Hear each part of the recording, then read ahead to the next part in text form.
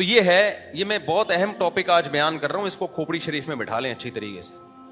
یعلمہم الکتاب, نبی کا کام یتلو علیہم آیاتہ, تلاوت کر کے سنانا. پھر وہ تلاوت جب صحابہ نے سنی تو صحابہ نے آگے وہی تجوید وہی تلاوت تابعین کو پڑھائی کہ نہیں پڑھائی؟ آپ کو پتہ ہے قرآن جو ہم پڑھتے ہیں نا, یہ بھی اخپل طریقے سے پڑھنے کی اجازت نہیں ہے. جو لکھتے ہیں اخپل طریقے سے لکھنے کی بھی اجازت نہیں. اخپل سمجھتے ہو؟ ابے پشتو میں کہتے ہیں اپنے طریقے سے, کہتے ہیں اخپل اسٹائل دے زما, پشتو والے بولتے ہیں زما اخپل اسٹائل دے ورورا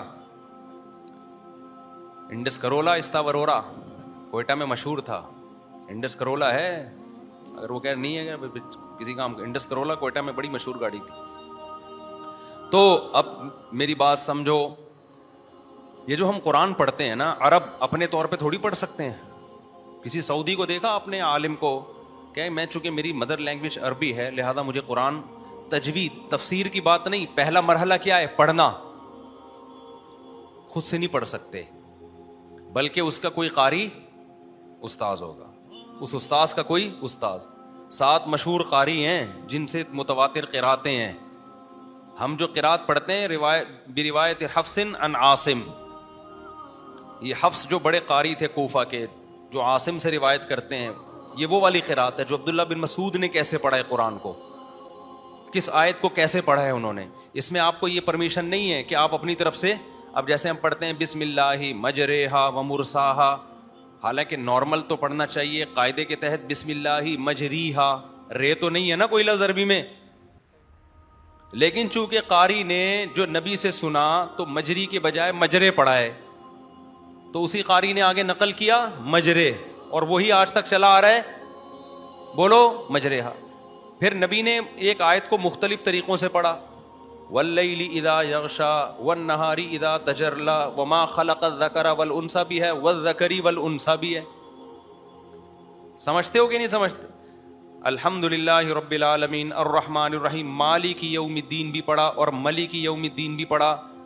تو آپ اپنی طرف سے نہیں پڑھ سکتے کہ میں مالک یوم الدین یا ملک. بھائی آپ قاریوں سے سن کے, کہ آپ نے اگر اس ایک قاری کی قرات پہ پڑھنا ہے تو مالک یوم الدین, دوسرے قاری کی قرات پہ پڑھنا ہے تو مالکی. دونوں قاریوں نے الگ الگ روایت کیا نبی سے, لیکن دونوں نے سنا ہے تو دونوں کا معتبر ہے.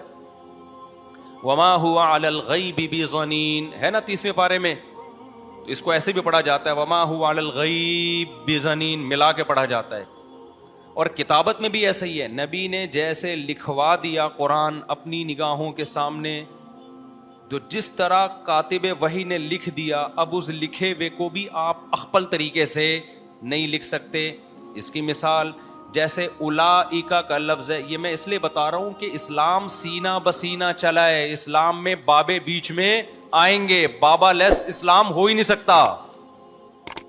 ہاں کچھ اچھے بابے آئیں گے, کچھ برے بابے آئیں گے, تو بالکل بابا لیس نہیں ہو سکتے. سند متصل کے ساتھ بابا چاہیے آپ کو. آپ کا بابا کون, اس کا بابا کون, اس کا بابا کون, اس کا بابا کون, یہ سند متصل کے ساتھ. متصل سمجھتے ہو؟ 1400 سال میں ایک دفعہ بھی یہ ڈسکنیکٹ نہیں ہونا چاہیے سلسلہ.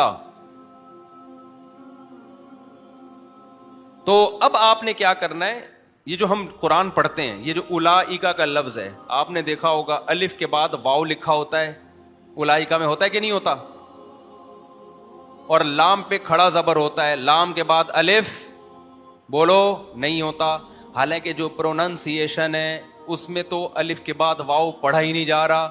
آپ نے کہا پڑھا تو جا نہیں رہا ہے, تو خام خامے پین کی سیاہی ضائع ہو رہی ہے, الف کے اوپر پیش ڈال دوں, واو لکھنے کی ضرورت نہیں ہے. کیا اس کی اجازت ہوگی آپ کو؟ قطعاً نہیں. آپ ویسے عربی میں کوئی خط لکھ رہے ہو تو وہ واو نہ لکھو, آپ قرآن لکھ رہے ہو تو آپ کو لکھنا پڑے گا. کیوں؟ کاتب وحی سے جو کتابت منقول ہے, جو ریٹن فارم میں قرآن آیا ہے, ریٹن فارم میں اسی طرح آیا ہے, اس میں آپ کو چینجنگ کی اجازت نہیں ہے. 30ویں پارے میں ہے نا اقرأ بسم ربک الذی خلق, اس میں آخری آیت سے پہلے کیا ہے؟ لئن لم ينتهِ لنصفعا بالناصیہ, ہے کہ نہیں؟ اب دیکھو یہ جو لفظ ہے نا لنصفعا, اس کا مطلب ہے ہم اس کو پیشانی سے پکڑیں گے. جو عربی گرامر میرے لیکچر جنہوں نے تفسیر کے سنے ہیں ان کو یہ سمجھنے میں مزہ آئے گا. لنصفعن یہ لام تاکید کے لیے, نصفعن کا معنی پکڑیں گے ہم, بالناصیہ پیشانی سے. اللہ نافرمان کو دھمکی دینا ہم اس کو پیشانی کے بالوں سے پکڑیں گے. اب نصفعن میں اصل میں ہونا چاہیے عین نون زبر عن. کیا ہونا چاہیے؟ بولتا کیوں نہیں؟ عین نون زبر عن ہونا چاہیے. قاعدے اور ضابطے کی روح سے ایسا ہونا چاہیے. جیسے میں کہتا ہوں لنضربن, میں ضرور بضرور ماروں گا, تو لنضربن کے بعد با کے بعد الف کبھی بھی نہیں آتا. ہمیشہ کیا آتا ہے؟ الف آئے گا اسم میں, ناؤن میں, سینٹینس اور فعل میں نہیں آتا. لنصفعن تو سینٹینس ہے نا, میں پکڑوں گا, I will do, میں یہ کام کروں گا. سمجھتے ہو کہ نہیں سمجھتے؟ یہ تو سینٹینس ہے. تو سینٹینس میں الف نہیں آتا جس کو ہم دو زبر کہتے ہیں. جیسے کتابن لکھوں گا نا میں, کتابن, کتابن میں کیا لکھوں گا؟ با کے بعد الف ڈال دوں گا, با نون زبر بن نہیں لکھوں گا. لیکن جو فعل ہے نا سینٹینس, اس میں الف نہیں ہوتا, یعنی یہ نون باقاعدہ لکھا جاتا ہے.